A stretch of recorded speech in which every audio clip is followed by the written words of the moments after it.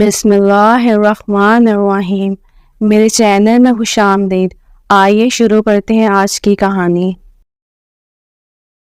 آج میرے بیٹے کی شادی تھی۔ میں بہت خوش تھی۔ ہر ماں کا ارمان ہوتا ہے کہ اس کا بیٹا بہایا جائے، گھر بہو آئے اور گھر خوشیوں سے بھر جائے۔ خیر اب تو میری بوڑھی ہڈیوں میں بھی اتنی جان بھی نہیں تھی کہ میں گھر کے کام کاج کر سکتی۔ اسی لیے میں نے اپنے بیٹے کے لیے ایک سگر سی پیاری سی لڑکی چنی تھی۔ سونے پر سہاگا یہ ہوا کہ میری بہو بہت زیادہ جہیز اپنے ساتھ لائی تھی اور ساتھ ایک نوکرانی بھی لائی تھی۔ پہلے تو مجھے حیرت ہوئی اور تھوڑا عجیب بھی لگا کہ بہو نوکرانی ہی لے آئی، جبکہ کام کے لیے نوکرانی تو میں بھی رکھ سکتی تھی، لیکن مجھے نوکرانی کے کام پسند ہی نہیں آتے تھے۔ میں نے من ہی من میں سوچا کہ رہ لے یہ ہفتہ دو ہفتہ یہاں، پھر اس کو چلتا کروں گی۔ لیکن جیسے جیسے وقت گزرتا گیا بلقیس میرے گھر میں اپنی جگہ بناتی گئی۔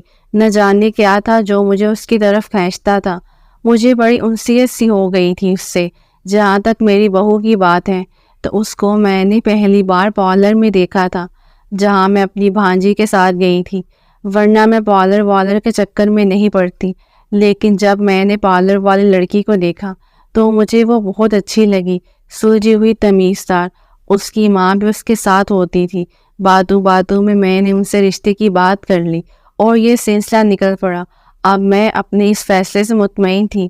میری بہو نور بھی بہت اچھی تھی اور کام والی بلقیس بھی، لیکن بہو کے ساتھ جو ملازمہ آئی تھی وہ ہر وقت نقاب میں رہتی تھی۔ یہ بات کافی عجیب تھی۔ خیر میں خاموش ہی رہی۔ میں اپنے کچن کا کام کسی کو کرنے نہ دیا کرتی تھی، لیکن وہ لڑکی یہاں بھی مجھے مات دے گئی۔ وہ بہت ہی پاک باز عبادت گزار تھی۔ میں نے اسے دل سے خوش ہو کر کھانا بنانے کا کام بھی سونپ دیا تھا۔ اب میں بہت سکون میں تھی۔ وہ لڑکی نہ صرف گھر کے کام کرتی بلکہ میری بھی اتنی خدمت کرتی کہ میں حیران رہ جاتی۔ لیکن آج تک میں نے اس کا چہرہ نہ دیکھا تھا، کیونکہ وہ ہر وقت نقاب کیے رہتی تھی۔ میں نے کئی بار سمجھایا کہ گھر میں تو نقاب اتار دو بھلا، یہاں ہوتا ہی کون تھا، ہم ساس بہو ہوتے تھے، باقی بیٹا بھی سویرے ہی کام پر نکلتا تو شام کو لوٹتا تھا۔ مگر میری بات پہ وہ بہت گھبرا جاتی تھی، اس کے ہاتھ بھی کانپنے لگتے تھے۔ میری بہو آ گئی اور اس کے سامنے کھڑی ہو گئی۔ امی جان، اس کو کچھ نہ کہیں، یہ اپنا چہرہ کسی کو نہیں دکھاتی، بہت ہی پردے دار ہے، اس کو پردے میں ہی سکون ملتا ہے، تو آپ اسے نہ کہا کریں۔ بلقیس کے جانے کے بعد میری بہو میرے پاس آ کر بیٹھ گئی اور آہستہ سے بولی، امی جان، ہم نے اس کا چہرہ دیکھ کر کرنا ہی کیا ہے، جب ہمیں اتنا سکھ دے رہی ہے، گھر شیشے کی طرح چمکتا ہے، کھانا لذیذ بناتی ہے، میں نے دیکھا ہے رات گیر تک آپ کو دباتی بھی ہے، کہیں ایسا نہ ہو کہ ہماری فرمائش پر دبک جائے اور کام ہی چھوڑ کر چلی جائے۔ پھر آج کل کہاں ملتی ہیں ایسی ملازمیں۔ بہو کی بات پہ میں خاموش ہو گئی تھی، لیکن میرے دل میں عجیب سی کھٹ پٹ ہو رہی تھی۔ بھلا عورتوں سے کیسا پردہ؟ یوں وقت گزرتا گیا۔ ایک رات میری آنکھ کھلی اور میں پانی لینے کچن کی طرف جانے لگی۔ میں نے دیکھا کہ بلقیس کچن کے ساتھ والے کمرے میں تہجد کی نماز پڑھ رہی تھی۔ اس کا دروازہ کھلا ہوا تھا۔ میری نظریں اب بلقیس پر تھی۔ میں نے دل ہی دل میں سوچا کہ کتنی عبادت گزار ہے، وہ نماز میں مگن تھی، وہ اس رخ بیٹھی تھی کہ اس کا چہرہ دوسری طرف تھا، لیکن میں جانتی تھی کہ اس وقت اس نے نقاب نہیں کیا ہوا تھا۔ میں تجسس کے ہاتھوں مجبور ہو کر وہاں کھڑی رہی کہ شاید اس کی ایک جھلک مجھے دکھائی دے، اور اچانک جب اس نے اسلام پھیرا تو اس کے چہرے کا رخ میری جانب ہو گیا۔ جیسے ہی اس کے چہرے پہ میری نظر پڑی، میں گرتے گرتے بچی، میری روح تک لرز گئی تھی۔ یا اللہ، یہ تو… مجھے اچانک سے کھانسی کا دورہ پڑا اور میں نے جلدی سے پانی کا گلاس منہ سے لگایا، لیکن تب تک بلقیس کی نظر مجھ پر پڑ چکی تھی۔ وہ بھی گھبرا کر اٹھی تھی اور کمرے کے تاریک گوشے کی جانب بھاگ کر خود کو میری نظروں سے چھپانے کی کوشش کرنے لگی تھی، لیکن میں اس کو تب تک دیکھ چکی تھی۔ تب سے مجھے بے چینی ہو رہی تھی۔ ساری رات میں نے کانٹوں پر گزاری تھی، ساری رات میں سو نہ سکی۔ یہ سب آخر کیا تھا؟ ایسا کیسے ہو سکتا تھا؟ مجھے صبح کا بے صبری سے انتظار تھا۔ میں بس چاہتی تھی کہ بہو کے روبرو کھڑی ہو کر اس سے سارا سچ اگلواؤں، لیکن میں چاہتی تھی ایک بار میرا بیٹا آفس چلا جائے تو میں بہو سے پوچھوں کہ یہ کیا ماجرا ہے، اگر میرے بیٹے کو اس بات کی بھنک بھی پڑ جاتی تو وہ اسے اسی وقت طلاق دے دیتا۔ طلاق کے شاید وہ تیش میں آ کر نور کو جان سے ہی مار دیتا۔ بات ہی اتنی بڑی تھی کہ کچھ بھی ہو سکتا تھا۔ میں نہیں چاہتی تھی کہ میرے بیٹے کا گھر اجڑ جائے۔ میں نور کو شک کا فائدہ دے کر اس سے سچ جاننا چاہتی تھی، لیکن اتنا تو میں سوچ ہی چکی تھی کہ اگر اس کا رتی برابر بھی قصور نکلا تو اس کو طلاق میں خود دلواؤں گی۔ مجھے کچھ سمجھ نہیں آ رہا تھا کہ آخر قصور کس کا ہے۔ اب بہو ہی بس اب بتا سکتی تھی۔ میرا دماغ کام نہیں کر رہا تھا۔ میری بہو نور اٹھ چکی تھی۔ اس نے ناشتہ کر لیا تھا اور اب اپنے کمرے میں چلی گئی تھی۔ میرا بیٹا اپنے آفس چلا گیا تھا۔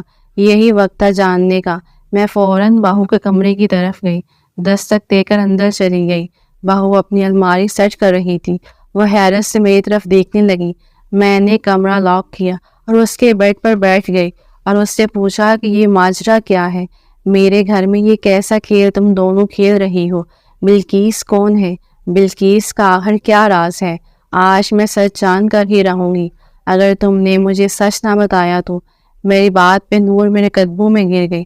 امی جان مجھے معاف کر دیں، اس میں میرا کوئی قصور نہیں۔ آخر یہ سب کیا ماجرا ہے؟ مجھے پوری بات بتاؤ۔ وہ میری بات سن کے بہت گھبرا گئی۔ امی میں آپ کو سب بتاتی ہوں۔ آپ پہلے وعدہ کریں کہ قاسم کو اس کا علم نہیں ہونے دیں گے، ورنہ… دیکھو نور بیٹا، مجھے اب سچ بتاؤ۔ میں سچ جاننے کے بعد ہی فیصلہ کروں گی۔ میری بات پہ وہ اپنے آنسو پونچھ کر مجھے اپنا قصہ سنانے لگی۔ اس نے بتایا کہ میں نور کھاتے پیتے گھر سے تعلق رکھتی تھی۔ ہم 3 بہن بھائی تھے۔ بڑی بہن کی شادی 3 سال پہلے ہو گئی تھی، تب سے وہ باہر کے ملک میں رہتی تھی۔ اس کے بعد میں اور میرا چھوٹا بھائی فاہد۔ میں کالج جاتی تھی، فاہد اسکول میں۔ ہم سب بہت خوش تھے کہ اچانک پاپا کو بزنس میں لاس ہو گیا اور ہمارے مالی حالات بہت خراب ہو گئے۔ میرا کالج چھوٹ گیا اور فیس نہ دینے کی وجہ سے فاہد کو بھی اسکول سے نکال دیا گیا۔ پاپا قرضے میں ڈوب گئے تھے۔ کسی رشتہ دار نے تو پوچھا تک نہیں۔ یہ بات بالکل سچ ہے کہ سب تب تک ہی ساتھ دیتے ہیں جب تک آپ کے پاس پیسہ ہوتا ہے۔ پاپا نے اپنا قرض اتارنے کے لیے اپنا گھر بیچ دیا۔ کچھ پیسے بچ گئے تھے، ان سے ایک چھوٹا مکان کرائے پر لے لیا اور اس کا 6 مہینے کا ایڈوانس دے دیا تھا۔ 2 مہینے کا راشن ڈلوایا۔ اب بس چند ہزار روپے ہی بچے تھے، وہ بھی کب تک چلتے؟ میرے پاس کوئی ڈگری نہیں تھی کہ میں کوئی نوکری کرتی۔ میں نے آس پاس کے بچوں کو ٹیوشن پڑھانا شروع کر دیا، لیکن وہ چند 100 روپے کافی نہیں تھے۔ پاپا کی طبیعت خراب رہنے لگی تھی۔ وہ پہلے ہی دل کے مریض تھے اور حالات کے بوجھ نے اب تو ان کو اور نے ڈھال کر دیا تھا۔ بڑی بہن کو ہم نے کچھ نہیں بتایا تھا کہ وہ پریشان نہ ہو۔ ایک دن میں کسی اسکول میں انٹرویو دینے گئی، مگر وہاں بھی مایوسی ہوئی کیونکہ میری تعلیم کم تھی، تو 2000 پہ مجھے رکھنا چاہتے تھے، اور اس مہنگائی کے دور میں 2000 سے کیا ہوتا ہے۔ میں باہر آ گئی، تیز چلچلاتی دھوپ میں بس اسٹاپ کے بینچ میں بیٹھ کر بس کے انتظار کر رہی تھی، اور مجھے اپنی بے بسی پر رونا آ گیا۔ آنسو میرے گالوں پر پھسلتے جا رہے تھے کہ کسی نے پوچھا کہ میں کیوں رو رہی ہوں۔ میں نے چونک کے سر اٹھایا تو میں بہت ڈر گئی۔ مجھ پہ خوف طاری ہو گیا تھا کیونکہ وہ ایک اجنبی شخص تھا اور ہمیشہ مجھے یہاں پر بیٹھا دیکھ کر گھورتا رہتا تھا، مگر آج اس کی اتنی جرأت دیکھ کر مجھے بہت خوف آیا تھا۔ میں وہاں سے اٹھ کے دوسری جگہ سمت بیٹھ گئی تھی، مگر وہ وہاں بھی آ گیا اور مجھ سے رونے کی وجہ پوچھنے لگا۔ میں نے اسے کہا کہ وہ چلا جائے اور مجھے میرے حال پر چھوڑ دے، لیکن وہ نہیں گیا اور کہنے لگا کہ میں اگر چاہوں تو تمہاری مدد کر سکتا ہوں۔ میں نے دل میں سوچا کہ یہ میری کیا مدد کرے گا، یہ بیچارے تو مانگ کر اپنا پیٹ پالتا ہے۔ میں نے اس سے کہا کہ مجھے اس کی کوئی مدد نہیں چاہیے اور وہ جائے یہاں سے، لیکن وہ نہ مانا اور بس ضد تھا۔ تو ناچار میں نے بتایا کہ میرے حالات اچھے نہیں، کوئی ڈھنگ کی نوکری بھی نہیں ملتی۔ یہ سن کر اس نے اپنا مشورہ دیا کہ میں اپنا پارلر کیوں نہیں کھول لیتی۔ میں اس کی بات سن کر ہنسی کہ اس کے لیے لاکھوں روپے چاہیے اور میرے پاس تو اتنے پیسے بھی نہیں کہ کسی پارلر میں کورس کر سکوں، سیکھنے کے لیے بھی پیسے لگتے ہیں۔ یہ سن کر اس نے اپنی جیب سے کاغذ اور قلم نکالا اور کاغذ پہ کچھ لکھا، پھر کاغذ میری طرف بڑھاتے ہوئے بولا، یہ میرا نمبر ہے، تم سوچ لو پھر مجھے کال کر لینا، میں تمہیں پیسے لا دوں گا۔ میں نے چٹ اس کے ہاتھ سے لے لی اور وہاں سے اٹھ گئی کیونکہ میری بس آ گئی تھی۔ گھر پہنچ کر میں اس کے سارے واقعے کو بھول بھال گئی۔ رات کو جب میں بستر پر لیٹی تو اچانک سے میرے ذہن میں جھمکا ہوا اور دن والا سارا واقعہ مجھے یاد آ گیا کہ کیسے میں بس اسٹاپ پہ بیٹھی رو رہی تھی کہ اچانک وہاں وہ اجنبی شخص آ گیا تھا۔ میں سوچ رہی تھی کہ اس کے پاس اتنا پیسہ آیا کہاں سے جو وہ مجھے دینے کا کہہ رہا تھا، اگر ہیں بھی تو وہ مجھے کیوں دے گا؟ آج کل تو کوئی کسی کو ادھار تک نہیں دیتا۔ اس کی باتوں پر مجھے اعتبار تو نہیں آیا تھا، مگر پھر نہ جانے کیا سوچ کر میں نے اپنے پرس سے وہ چٹ نکالا جس میں اس نے اپنا نمبر لکھ کے دیا تھا، اور اپنے موبائل میں اس کا نمبر اجنبی مددگار کے نام سے سیو کر دیا اور سو گئی۔ اس واقعے کو کافی دن گزر گئے تھے، گھر میں 2 وقت کی روٹی کھانی مشکل ہو گئی تھی، اور اب تو وہ سارے ٹیوشن بھی چھوٹ گئے تھے۔ مجھے اور ماما کو فہد کے اسکول کی بہت فکر ہو رہی تھی۔ کتنے مہینے ہو گئے تھے وہ گھر پر اداس بیٹھا، اپنے اسکول بیگ کو کھول کے اپنی کتابیں بکھیرے ہوئے گھنٹوں میں دیکھتا رہتا۔ اس کے اسکول کا بہت حرج ہو رہا تھا۔ اس دن میں اپنی ایک دوست کے گھر گئی، اس سے بات کرنے کے مجھے کسی اسکول میں اچھی تنہا پر رکھوا دے۔ کسی سے بات کر کے میں وہاں سے نکلی تو راستے میں بیوٹی پارلر تھا۔ اسے دیکھ کر مجھے سجنبی کی بات یاد آ گئی۔ میں اندر چلی گئی اور کہا کہ میں سیکھنا چاہتی ہوں۔ پارلر کی اونر نے کہا کہ وہ کورس کروانے کا 1 لاکھ روپیہ لیتی ہے، اور 1 سال کا کورس ہے جس میں وہ مجھے سب کچھ سکھا دے گی۔ یہ سن کر میں مایوس ہو کر وہاں سے یہ کہہ کر نکلی کہ کچھ دن بعد بتاتی ہوں آپ کو، لیکن میں 1 لاکھ کہاں سے لاتی؟ میرے پاس تو 10,000 روپے بھی نہیں تھے۔ خیر میں گھر آ گئی اور کچھ دیر بعد اس اجنبی کا نمبر ملایا۔ اس نے میرا فون کاٹ دیا اور خود کال کی اور پوچھا کہ کیا میں وہی لڑکی ہوں جو اسے بس اسٹاپ پر ملی تھی۔ مجھے حیرت ہوئی کہ اس نے میری آواز سنے بغیر مجھے کیسے پہچانا، مگر میں نے اس پہ کچھ ظاہر کیے بنا ہی کہ کہا ہاں میں وہی لڑکی ہوں جو اسے بس اسٹاپ پر ملی تھی، اور پوچھا کہ وہ کہاں سے مجھے پیسے دے گا جبکہ وہ خود بہت غریب ہے۔ وہ یہ بات سن کر ہنسا کہ تمہیں پیسوں سے مطلب ہونا چاہیے، وہ تمہیں مل جائیں گے، بولو کتنے چاہیے؟ میں نے کہا مجھے 1 لاکھ روپے چاہیے پارلر کے کورس کے لیے، اور میں یہ پیسے اسے لوٹا دوں گی۔ اس نے مجھے اسی بس اسٹاپ پر بلایا اور میں نے حامی بھر لی۔ اگلے دن میں وہاں پہنچی تو وہاں پہلے سے موجود تھا۔ اس نے میرے ہاتھ میں لفافہ دیا اور خاموشی سے واپس چلا گیا۔ میں نے وہ لفافہ کھٹ سے اپنے پرس میں رکھا اور واپس گھر آ گئی۔ کمرے میں آ کر دروازہ بند کر کے میں نے لفافہ کھولا تو میری حیرت کی انتہا نہ رہی جب میں نے دیکھا کہ لفافے میں 2 لاکھ پڑے تھے۔ میں نے اسے کال کی اور پوچھا کہ مجھے 1 لاکھ کی ضرورت تھی، تم نے 2 لاکھ کیوں دیے؟ تو وہ بولا کہ 1 لاکھ پارلر میں دوں گی، تب تک آہستہ آہستہ گھر میں خرچ کرنا۔ میں نے اس کا شکریہ ادا کیا اور جوش میں آ کر اس سے وعدہ کر بیٹھی کہ زندگی میں اسے میری کبھی بھی کوئی مدد کی ضرورت پڑی تو لازمی کروں گی۔ وہ مجھے اپنی بہن سمجھے۔ مجھے نہیں معلوم تھا کہ انجانے میں مجھ سے کتنی بڑی غلطی ہو گئی ہے۔ میں نے فون رکھ دیا، دوسرے دن پارلر میں پیسے جمع کروائے اور پارلر جوائن کر لیا۔ دن اسی طرح گزرتے جا رہے تھے۔ میں نے بہت کچھ سیکھ لیا تھا اور فہد کو اسکول میں داخل کروایا تھا۔ اسی طرح سال پورا ہو گیا۔ پارلر سے مجھے کورس سرٹیفکیٹ بھی مل گیا۔ اب میں اپنا پارلر کھولنا چاہتی تھی۔ میں نے اجنبی مددگار کو ایک بار پھر سے کال ملائی اور بتایا کہ میرا کورس کمپلیٹ ہو گیا ہے، تو اس نے کہا کہ میں پھر اسی جگہ پر آ جاؤں۔ میں وہاں گئی تو اس نے مجھے لفافہ دیا اور کہا کہ میرے ساتھ چلو۔ میں حیرانی میں مبتلا ہو گئی تو وہ بولا میں نے تمہارے لیے پارلر دیکھا ہے جو کوئی کرائے پر دے رہا ہے۔ میں اس کے ساتھ چلی گئی اور سارے معاملات طے کیے اور گھر آ گئی۔ دوسرے دن سے پارلر پر بیٹھ گئی اور پارلر اوپن کا بورڈ لگا دیا۔ اپنی مدد کے لیے ایک لڑکی بھی رکھ لی۔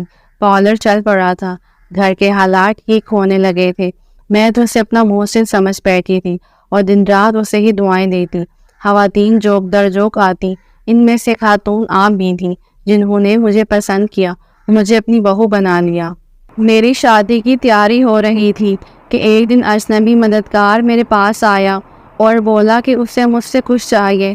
میں نے کہا کہ میں اس کے سب پیسے لوٹا دوں گی، وہ کچھ وقت دے مجھے۔ اس نے کہا کہ اسے پیسے نہیں چاہیے بلکہ اسے میری مدد چاہیے۔ یوں اس نے مجھے میرا ہی نادانی میں کیا ہوا وہ وعدہ یاد کروایا جو میں نے اس سے 2 لاکھ روپے کے بدلے کیا تھا۔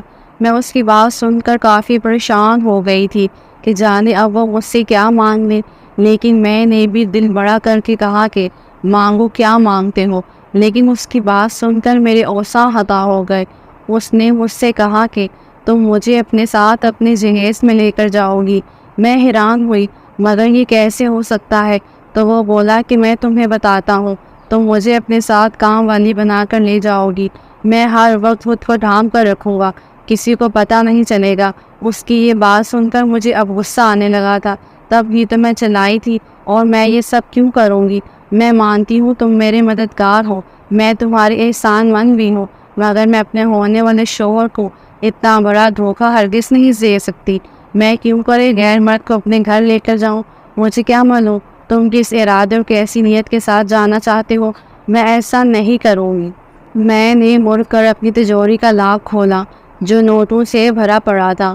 میں نے 2 لاکھ پہلے سے ہی علیحدہ کر کے لفافے میں ڈال رکھے تھے کہ نہ جانے کب میرے مددگار کو ان پیسوں کی ضرورت پڑ جائے۔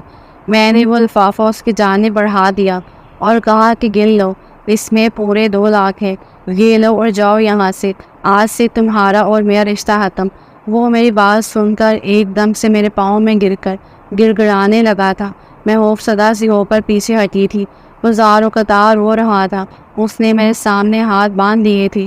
وہ ایسے رو رہا تھا جیسے ایک چھوٹا بچہ بھیڑ میں اپنی ماں سے جدا ہو کر خوفزدہ ہو گیا ہو، رو رہا ہو، گھبرا رہا ہو۔ اس کی حالت دیکھ کر میرا دل پسیج گیا۔ میں بھی زمین پر اس کے پاس بیٹھ گئی۔ بلاول بھائی، کیا بات ہے؟ آپ کو کیا ہو گیا ہے؟ میری بات سن کر وہ پر امید نظروں سے مجھے تکنے لگا تھا۔ اس نے ہاتھ جوڑ کر کہا کہ نور، مجھے میری ماں سے ملا دو۔ کون سی ماں؟ میں حیران ہوئی تھی۔ اس نے کہا تمہاری ہونے والی ساس میری ماں ہے، میں اپنی ماں کی خدمت کرنا چاہتا ہوں، مجھے تم اپنے ساتھ لے چلو، میری آرزو کو پورا ہو لینے دو۔ اس کی بات سن کر مجھے دھچکا سا لگا تھا۔ یہ کیسے ہو سکتا ہے کہ وہ میرے شوہر کا بھائی ہو؟ اگر وہ میری ساس کا ہی بیٹا ہے تو یوں چور دروازے سے کیوں جانا چاہتا ہے؟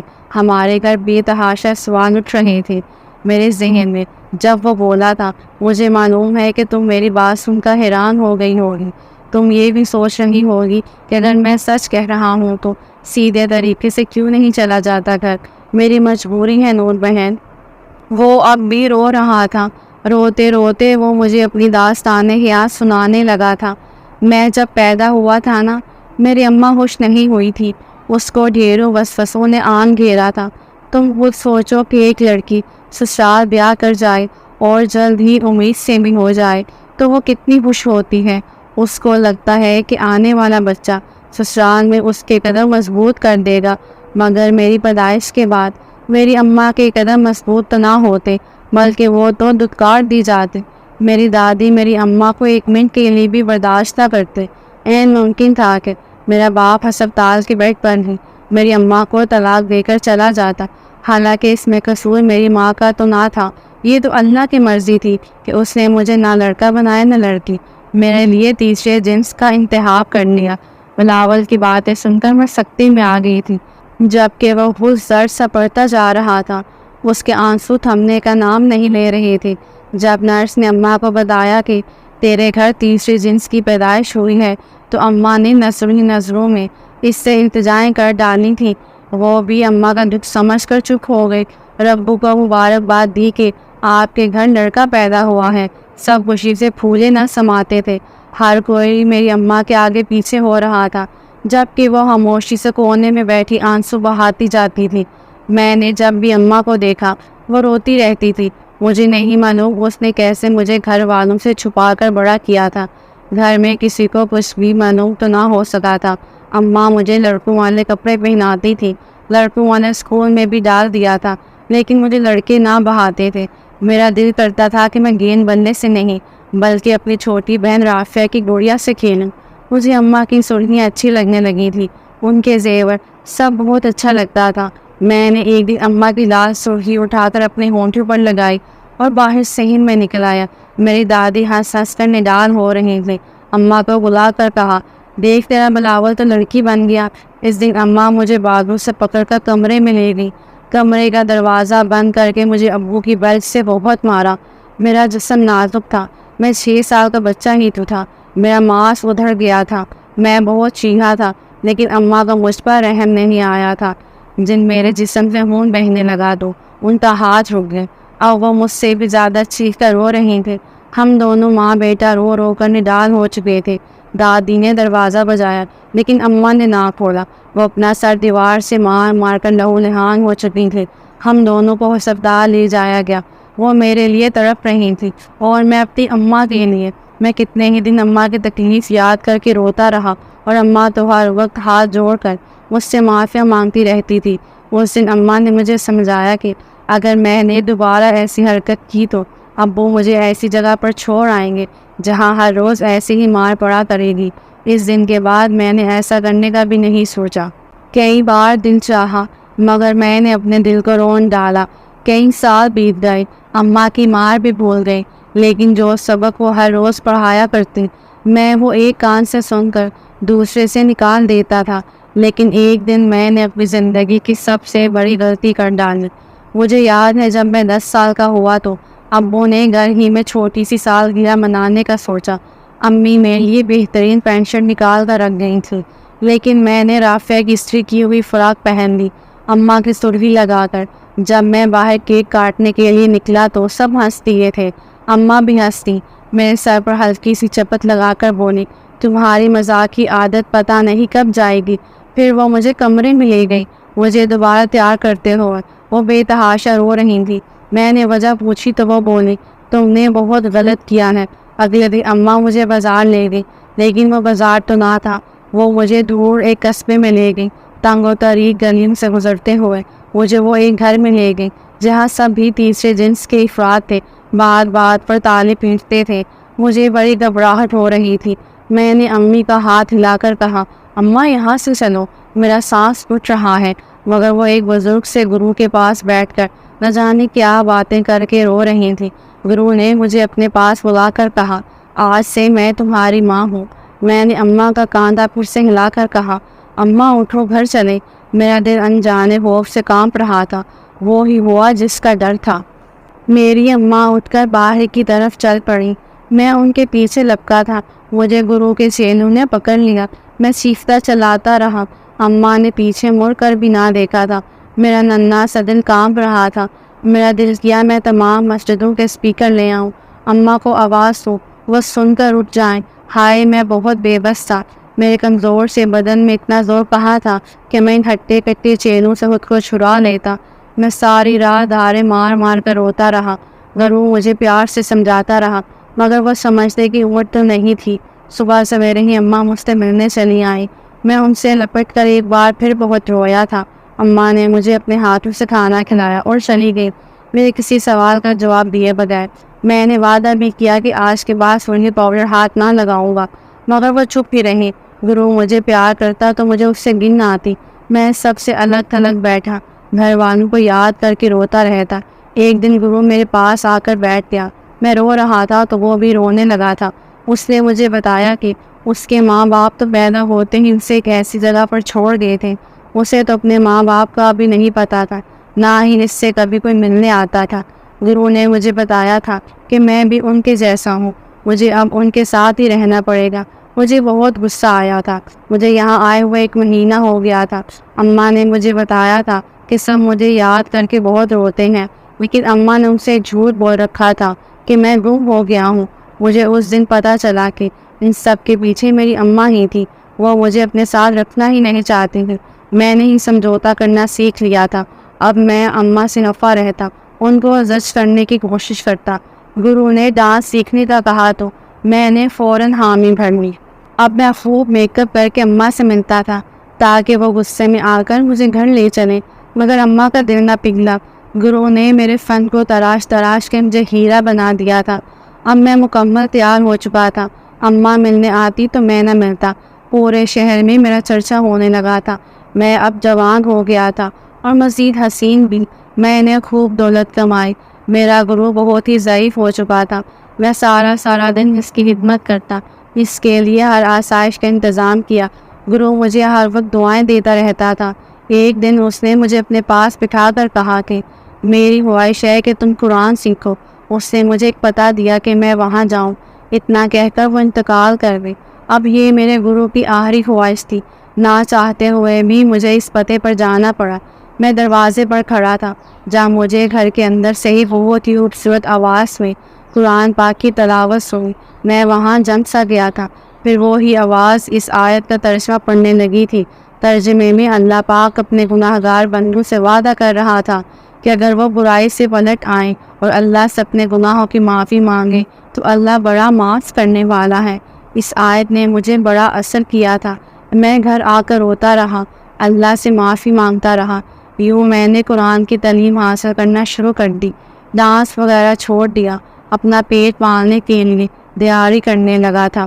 تب مجھے روزانہ جن آنکھوں کا اور جس طرح کے لوگوں کا سامنا کرنا پڑتا تھا یہ میں ہی جانتا تھا۔ تب مجھے اماں کی مجبوری سمجھ آئی۔